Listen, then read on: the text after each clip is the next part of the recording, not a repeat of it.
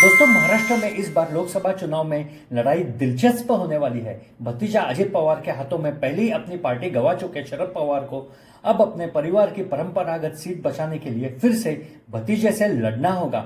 दरअसल महाराष्ट्र की बारामती सीट पर पवार परिवार की पकड़ है।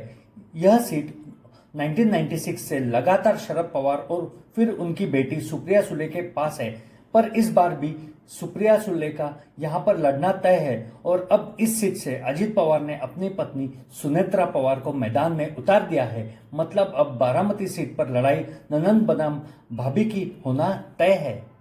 महाराष्ट्र के उप मुख्यमंत्री अजित पवार के नेतृत्व वाली असली राष्ट्रवादी कांग्रेस पार्टी ने शनिवार को सुनेत्रा पवार को बारामती लोकसभा सीट से मैदान में उतारने की घोषणा कर दी है।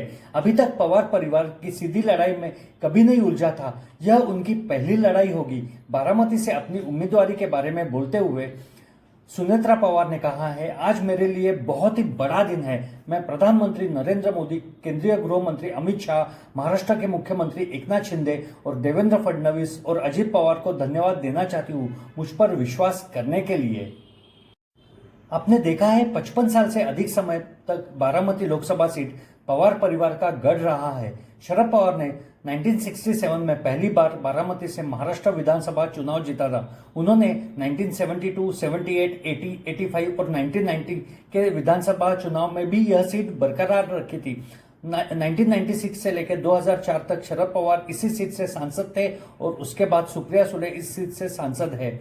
आपको क्या लगता है, इस लड़ाई में कौन जीत सकता है, अजित पवार या शरद पवार? आप जरूर कमेंट कर मुझे बताइएगा। धन्यवाद।